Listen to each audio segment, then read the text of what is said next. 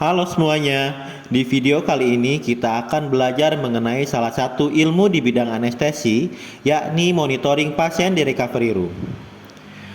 Setelah menjalani pembedahan, pasien masih dalam kondisi lemah dan sulit melakukan aktivitas yang disebabkan oleh anestesi dan rasa nyeri di sekitar operasi.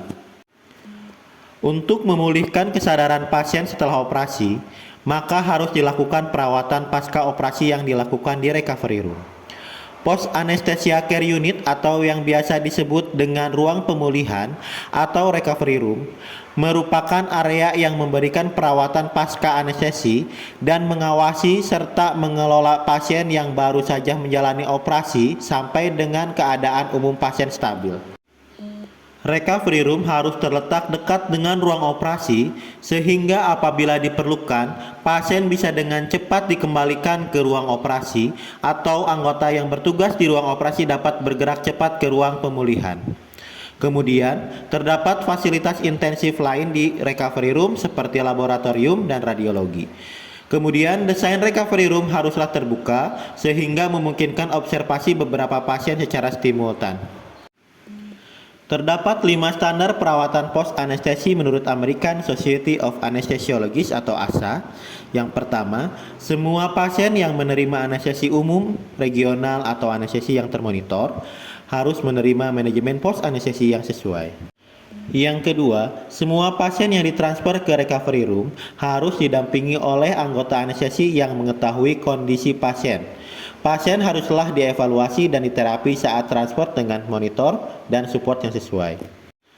Kemudian, ketika pasien sampai di recovery room, pasien harus dievaluasi ulang dan laporan secara verbal harus diberikan ke perawat recovery room dari anggota anestesi yang mendampingi pasien. Yang keempat, kondisi pasien harus dievaluasi secara terus-menerus di dalam recovery room. Dan yang terakhir, dokter harus bertanggung jawab terhadap pemindahan pasien dari recovery room. Recovery room juga harus memiliki alat-alat monitoring yang memadai. Monitoring yang tidak adekuat dapat menyebabkan morbiditas dan mortalitas. Alat-alat tersebut antara lain pulse oximetry, elektrokardiogram, non-invasive blood pressure atau NIBP, alat penghangat seperti blower udara hangat dan selimut pemanas.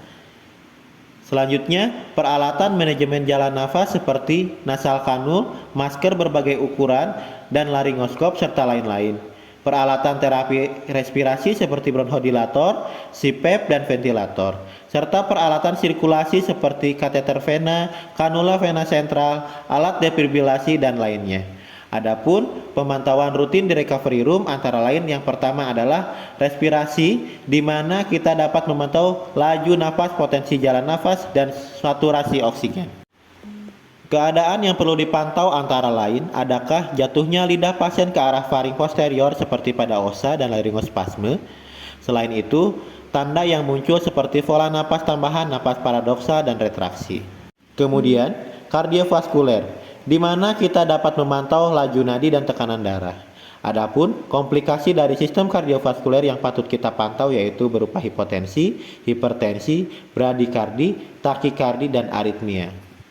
Pemantauan berikutnya adalah status mental, nyeri, serta mual dan muntah atau yang disebut dengan post-operative nausea and vomiting atau PONV yang dapat terjadi pada 30% dari seluruh pasien.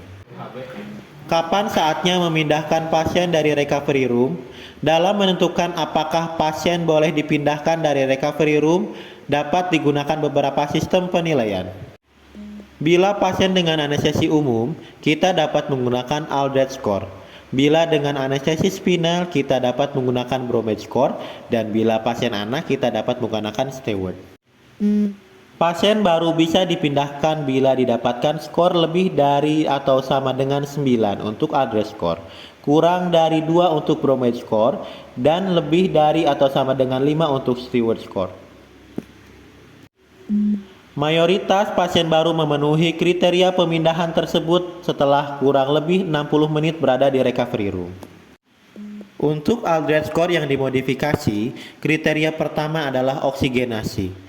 Bila saturasi oksigen lebih dari 92% dengan room air, maka diberikan skor 2. Bila lebih dari 90% dengan oksigen skor 1 dan kurang 90% dengan oksigen skor 0. Kriteria kedua adalah respirasi. Bila pasien dapat bernafas dalam dan batuk dengan bebas maka skor 2. Bila pasien dyspne, pernapasan dangkal atau nafas yang terbatas skor 1 dan bila pasien apne skornya 0. Kriteria yang ketiga adalah sirkulasi. Bila tekanan darah lebih kurang 20 ml air raksa dari normal, maka skornya 2. Bila lebih kurang 20 hingga 50 ml air raksa dari normal, skornya 1. Dan bila melebihi 50 ml air raksa dari normal, maka skornya 0. Yang keempat adalah kesadaran. Bila pasien sadar penuh skornya 2, bila pasien terbangun saat dipanggil skornya 1, dan bila tidak ada respon skornya 0. Dan yang terakhir adalah aktivitas. Bila semua ekstremitas bergerak maka skornya 2, bila dua ekstremitas saja yang bergerak skornya 1, dan bila tidak ada yang bergerak skornya 0. Berikutnya adalah Bromage score. Bila tidak ada blok motorik skor 0, bila tidak dapat mengangkat tungkai bawah namun dapat menekuk lutut dan dapat menggerakkan kaki skornya 1, bila tidak dapat mengangkat tungkai bawah dan menekuk lutut tapi dapat menggerakkan kaki skor 2, dan apabila tidak dapat menggerakkan kaki skornya 3. Yang berikutnya adalah Steward score. Kategori pertama adalah kesadaran bila pasien bangun skor 2, bila respon terhadap perangsang skor 1, dan bila tidak ada respon skornya 0. Kemudian, kategori berikutnya adalah pernafasan. Bila pasien dapat batuk dan menangis skornya 2, bila mempertahankan jalan nafas skornya 1, dan bila pasien perlu bantuan napas skornya 0.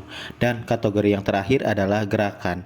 Bila pasien bergerak bertujuan skor 2, bila pasien bergerak tanpa tujuan skor 1, dan bila pasien tidak bergerak skornya 0. Demikianlah video tentang monitoring pasien dari Recovery Room. Semoga bermanfaat.